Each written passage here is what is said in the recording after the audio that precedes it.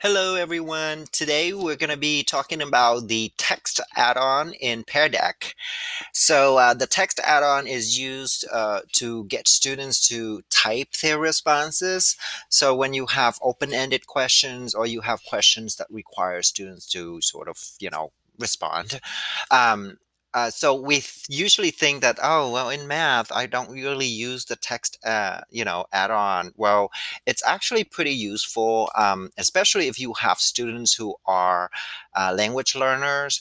You do want them to type in complete sentences, and it's really good for everybody anyway. So anytime you can get students to type their responses, it's a good thing, and that way they could also explain their reasonings and their thinking and stuff like that. So let's show you how to do this. Okay, so you start out with a blank canvas. So let's say, I don't know, you can go to IXL. I can think of one example in geometry where they have to write a conditional statement. So let's say you search in IXL converse.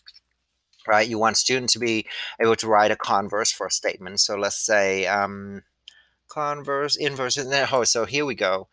This is the practice. So let's see, we have, so here's a statement, and there are multiple choices. Now, you don't have to use the multiple choices. You can actually copy this statement, or you can make your own. So copy, I'm going to do Control C, and I'm going to go to my slide, and I'm going to Control V. Oh, it's really tiny. So there you go. I'm gonna make it larger so student can read. I'm doing that just because I'm too lazy to come up with ideas and I don't want to type it, right? So you can just go to IXL and get one of those statements. And it's really, if they're going to be practicing IXL, it's good to use your example from IXL. That way they're familiar with it, right? So here's a statement. Here's the conditional statement. And I want them to write, say, I don't know, the converse for this. So I'm going to put in some directions, right? So let's add some flair to this. If you have Bitmoji installed as an extension, you can actually add your own little emoji icon in there, right? Just to keep the kids entertained. So let me see. What do I want them to do here? I want to say practice. Yes, I don't know. All right, so I'm gonna do. I don't know, when you type in the word practice, this random picture that pop up and let you try. I don't know if I want like this one or not, but I might look too excited. Let me change it. maybe maybe something less calm. Practice. Okay. Maybe I don't want to. Don't select the one with the beer. All right, let's do this one. Let's do this one, and you could resize it, right? You resize it, okay, and it's transparent. It won't cover up anything unless it's an image. So resize that, put it right there, and I think I'm going to give them some directions, but I'm going to add in like maybe a little call out box, okay?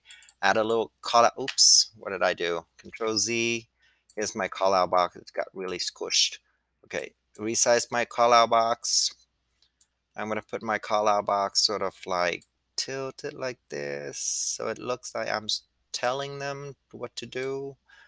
Um, like that, I guess. I don't know. Does it? Okay, I want this to be in front. So order, bring to the front. And I want this to be transparent. And I want it to be blue. Okay, so now I got my call out. All I have to do is add some text box with directions in there, right? So I want them to write a conditional statements, and I want them to write the converse for this. Okay, so I want to type in, let me change the font on that. Okay, write the converse for the given statement. Okay, so that would be the direction. And I'm gonna make this a little bit larger so the kids can read. Highlight it and then make it larger. Center it so it'll be inside the box. Uh, Shrink the box a little bit. Shrink the text a little bit so that it's all in there. There you go. It's just, things you play around with when you're doing Google Slides. So just to make it, I don't know, I do these things to keep the kids entertained and keep their attention because they get pretty bored with the same thing over and over again. So here's my direction. Okay, so it catches their attention, and then what do you want them to do is you want them to actually write complete sentences, right? The converse for this. So you're gonna go to a Pear Deck, and this is gonna open up. And like usual, you have all of these options for your add-on. What you want to select is the text add-on. Okay.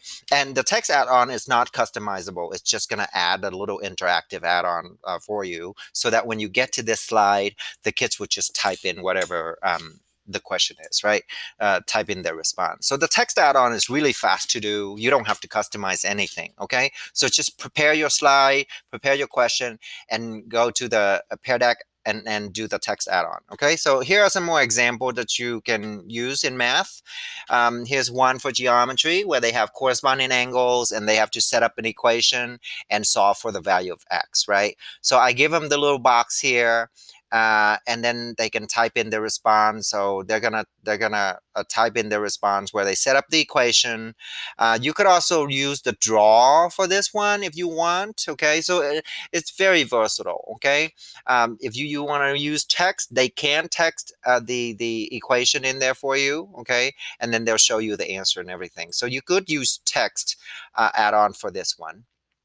Okay, at the least they're gonna type in like x equal, okay, and then you're gonna be like, well, how did you get that answer and stuff like that, and so they have to explain it. Okay, another example is like this right here, another conditional statement. So you want them to rewrite this statement as conditional, so they're gonna have to use if, then, and all that stuff, right? So open up Pear Deck and then go to the text add-on, and it's going to add it on there for you.